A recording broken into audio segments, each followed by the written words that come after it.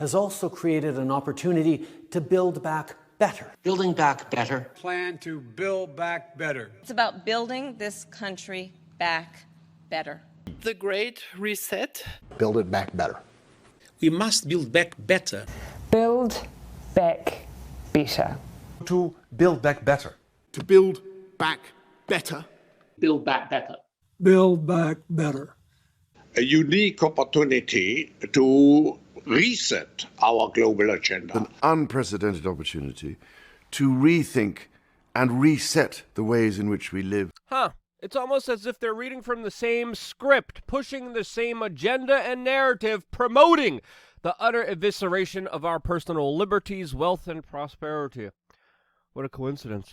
Welcome back, beautiful and amazing human beings. This is Luke Rudowski of WeAreChange.org. Lots of news to get into about the Great Reset, Build Back Better agenda that is playing out right in front of our eyes. As, of course, there's just utter chaos unfolding almost everywhere in the world, especially in Afghanistan, which we're going to be talking about in just a little bit. While many Americans here in the United States and globally are making a stand against big, bureaucratic, corporate, globalist puppets trying to eviscerate your personal liberties and freedoms. Yep, lots of important news, and that's why we're just going to jump right into it with, of course, the latest developments happening outside of Kabul airport, where we just got the breaking news of 2 major explosions with a number of civilian and even reported U.S. military casualty and wounded members. This all happened during the evacuation of Afghani citizens and foreign citizens out of that country. The Pentagon is calling this a result of a, quote, complex attack that caused a number of U.S. and civilian casualties. What are those numbers? We still do not know. The story is still developing. The initial reports that are coming in are talking about at least 13 people being killed, with 3 U.S. Marines being injured in the blast. It looks like the initial targets of this attack were large groups of people waiting outside of the airport. The 2 explosions were 2 hours apart from each other at 2 different locations. There's reports that there's going to be a lot more of these happening very soon. All of this as it is estimated that still there are over 1,000 American citizens stuck in Afghanistan, unable to be evacuated. Earlier in the day before the attack, this was the scene at the airport, and as we still wait to find out all the details of what actually happened here, it's important to note here that there are some in the mainstream media establishment, particularly at CNN, that are insinuating that this was the result of an attack by the Taliban. As of right now, it's important to note that there's no evidence that these attacks were committed by the Taliban. There's also reports of Taliban members being wounded. Some reports are even talking about Taliban casualties at these attacks. But CNN, once again, very carelessly is just spouting opinion as fact during these key emotional, tumultuous times, providing a very grave disservice for everyone who even decides to scroll through their alleged news network. According to political commentator Glenn Greenwald, CNN is doing this because, quote, they're desperate to find a way to keep U.S. troops in Afghanistan and keep the money spigot pouring. Now, some people are speculating that the Taliban was responsible here, even if they didn't take part in this action, because they were the ones that had checkpoints around the airport. Some people view them responsible no matter what, but in the making of this video, it's also important to note here that there have been some official communication by the Taliban condemning these attacks, and strategically this would be counterintuitive to the Taliban's larger goal of trying to get the United States out of their country, as of course one of the main objectives by the Taliban is to get rid of, quote, foreign invaders from their country. They announced that they want to do that as fast as possible, coordinating an attack right now that might get the United States back involved into this conflict. Doesn't really work out for them in the long term, but yet again, it is still too early to tell, and we are still finding out important details that are going to give us very important context to fully understand what happened just moments ago. Another aspect to really understand here is that during this withdrawal, the United States has extensively, almost deliberately, left a huge amount of military hardware on the ground, including hard cash money that has fallen into the hands of random individuals in Afghanistan. It's definitely fair to say that a lot of this advanced weaponry, that a lot of this money that your taxes paid for, by the way, the money that you're seeing these Afghanis handle, that's your money. That's your taxes. That's your hard work and labor that the government confiscated, took away from you, and redistributed randomly in Afghanistan to most likely some bad actors that are going to be using your hard-earned money. When you get your paycheck Friday and there's money cut out of it, it went right there, by the way. That's where it is. Thank you, Uncle Sam, for doing this. And I think it's very fair to say that a lot of this weaponry, a lot of this money is going to go into the hands of individuals who have nefarious means. There's other news reports coming out of ISIS-K, a new radical militant group that allegedly is responsible for these attacks. We're getting some reports, specifically being reported by Fox News, that there's allegedly hundreds of these new militant members surrounding the Kabul airport. There's reports that there's going to be more attacks, and I think it's very fair to say, as we've been telling you from the very beginning of this, the situation is only going to get worse, and I think it's very fair to say that still, from this point moving forward, you haven't seen the worst of it yet. It doesn't take a genius to tell you that. We've been telling you that for a long time, especially with the prospects of more attacks and the news that there's over 1,000 American citizens still stuck behind enemy lines, not being able to escape. There's also been some attempts being made by some of these individuals to escape through Pakistan.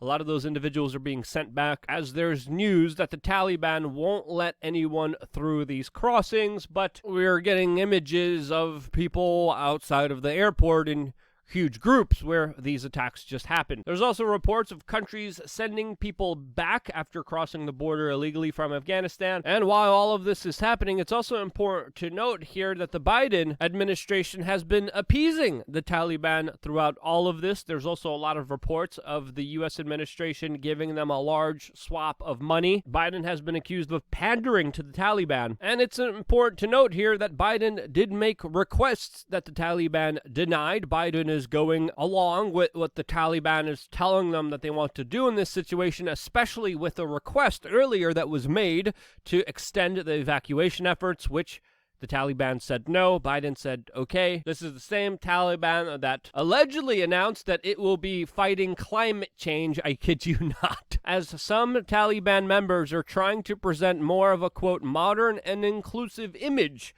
of the group, as there's also some reports that music is being banned and women are told that they need male chaperones when they move around. Now again, we're getting a lot of contradictory information, but another aspect to really entertain here is the fact that the United States yesterday was warning specifically about these attacks happening at the Kabul airport, as government officials said that they're leaving a lot earlier than they were supposed to leave, specifically with even a former CIA official saying it doesn't matter who's left on the ground, as they're pushing forward with their deadline even earlier from, of course, the August 31st cutoff point. As yesterday, U.S. citizens were told to stop coming to the Kabul airport because of an escalated terror threat, as the U.S. State Department is blaming them for not leaving earlier. This, of course, as the Biden administration has been prioritizing random refugees, which it's been trying to place in swing states all across the United States, while the Biden administration was literally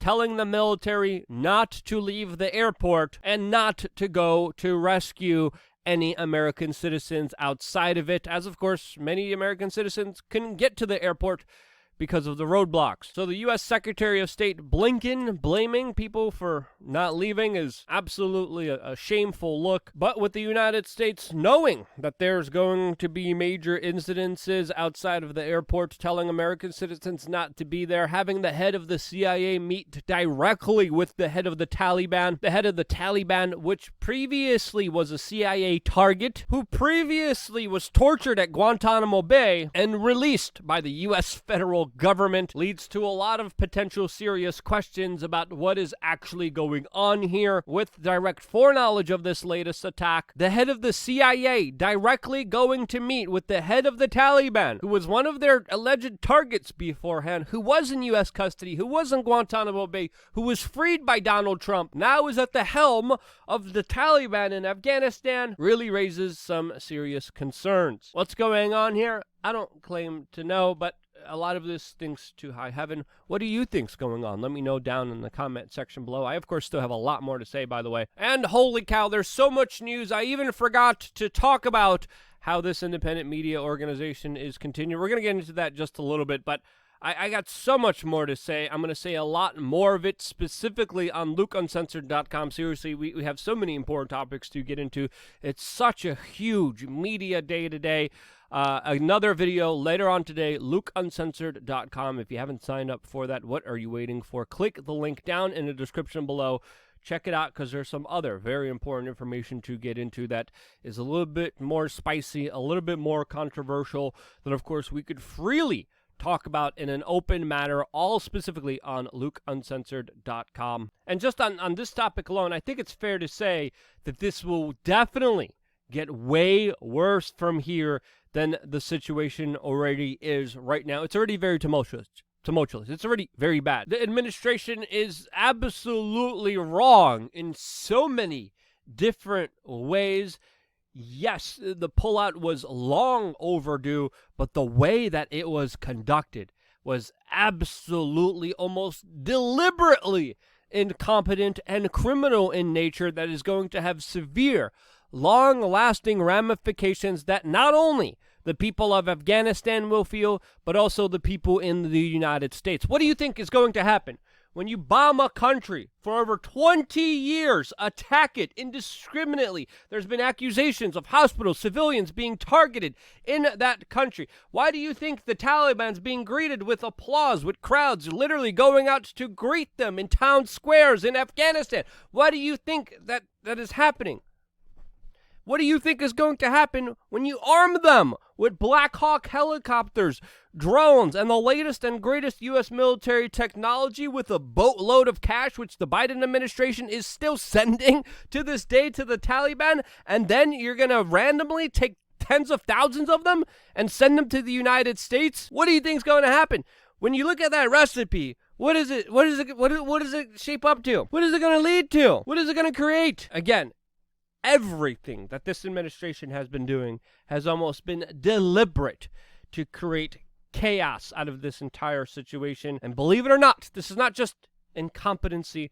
This is high-level criminality being committed with long-term consequences that you, your family, the future of your children will be facing for the rest of their lives. What's happening right now is atrocious, and it's only the beginning of it. And at the end of the day, your tax dollars financed it, and that's ridiculous. That's my opinion. If you agree with me, share this video with your friends and family members. Double click the URL, send it to even a random person, someone you consider your mortal enemy, someone that pisses you off at work. Send them this video. Don't even say anything. Just send them this video. Let me know what they say also in the comments section below. I always appreciate your constructive criticism. If you dislike the video, dislike it. I appreciate the feedback. I appreciate your time. It's extremely important to me, and because you're here with me, this is why I love you guys. Stay tuned for more here on wearechange.org. Another video coming out later on today, LukeUncensored.com.